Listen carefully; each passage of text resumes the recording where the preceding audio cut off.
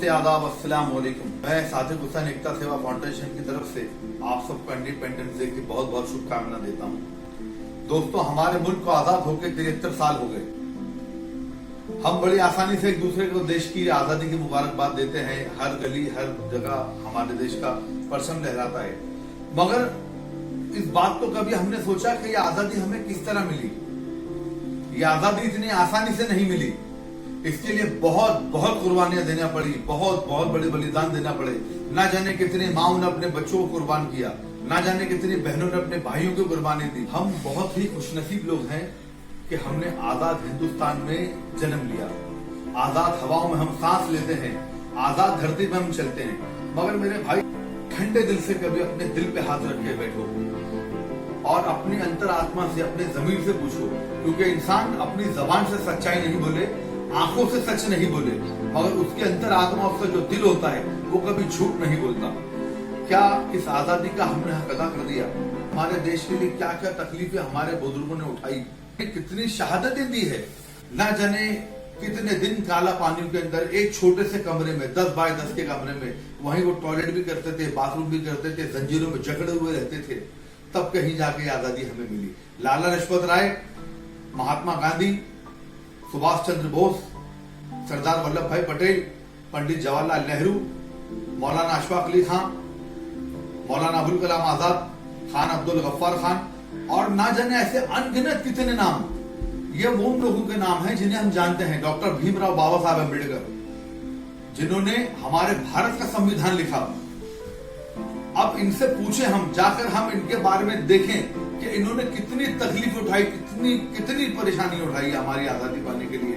आज ये आजादी हमें मुफ्त मिल गई है तो हम इसकी कदर नहीं कर रहे हैं। ये आजादी हमें यूं ही नहीं मिली मेरे भाई, क्योंकि इसके लिए हमने इतनी कुर्बानी नहीं दी। हमने अपने देश के लिए एक बूंद पसीना भी जल्दी नहीं बहाया, मगर इन स्वतंत्रता सेनानियों ने, हमारे बड़ों ने अपने खून को पानी की तरह बहाया है। तब कहीं जाके ये भारत देश आजाद हुआ है। आज हम देख रहे हैं कि देश में किस किस तरह की परेशानी आ रही है। सबसे पहले तो कोरोना वायरस, जिसने इकोनॉमिक तौर से हमें बिल्कुल तोड़ दिया। हमारे कई नौजवान, बल्कि हमें क्या, पूरी दुनिया इसमें आज तकलीफ में है। पिछले दिनों हमारी बंबई में कितनी जोरदार बारिश हुई, कितने पेड़ उगड़ गए। ये सब मीडिया पे रोज हम देखते हैं। मेरा मतलब ये बिल्कुल नहीं है कि मैं आपको वही बात बताऊं जो आप मीडिया पे रोज देखते हो। जितने आजकल सोशल मीडिया के अंदर चल रहा है प्रॉब्लम, हम सब देख रहे हैं। ये सब एक प्रॉब्लम है, एक समस्या है। इसका समाधान क्या है भाई? समाधान जब ही होगा जब हम और तुम उठेंगे। समाधान इसका देश का युवा है, हर देश का व्यक्ति है। अगर इन सब प्रॉब्लम का समाधान करना है तो हमें आगे बढ़ना होगा, पहल करनी होगी। मुझे बहुत अच्छी तरह वो गाना याद है कि हम लाए हैं तूफान से कश्ती निकाल के, और इस देश को रखना मेरे बच्चों को संभाल के। उन्होंने तो अपना काम कर दिया। ये भारत माता हमको पुकार रही है, हमें आवाज दे रही है कि उठो, आगे बढ़ो। और हम क्या कर रहे हैं?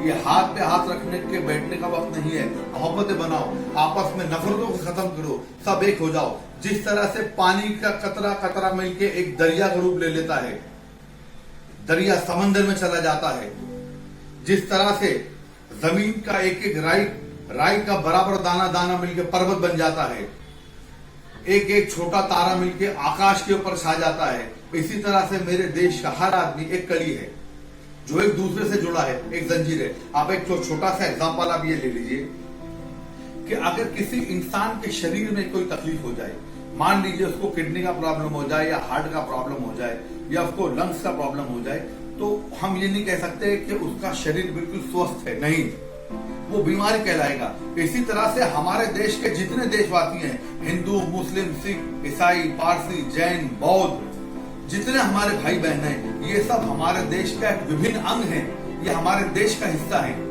जब तक ये सब सुरक्षित हैं, ये सब स्वस्थ हैं, पूरा देश स्वस्थ रहेगा, पूरा देश सुरक्षित रहेगा। अब इसके लिए आगे बढ़ चलकर काम किसको करना होगा? हम ही को।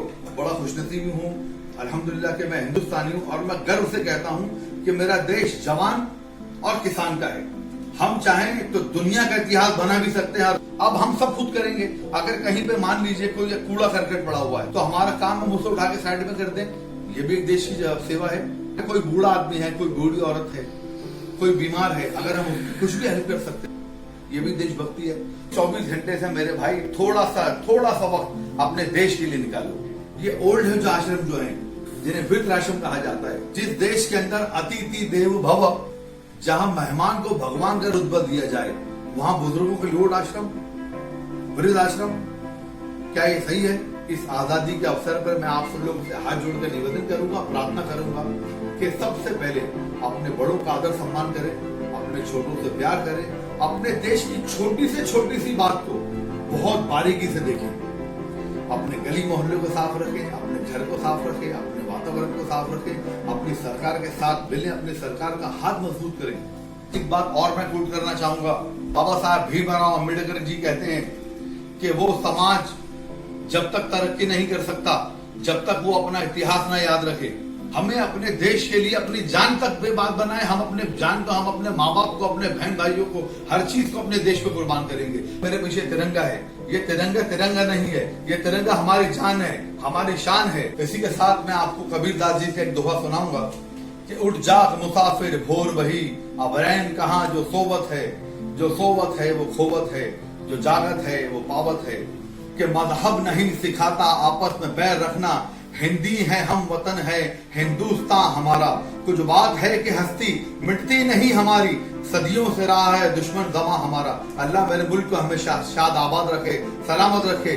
जय हिंद, जय महाराष्ट्र, जय भारत, भारत माता की जय।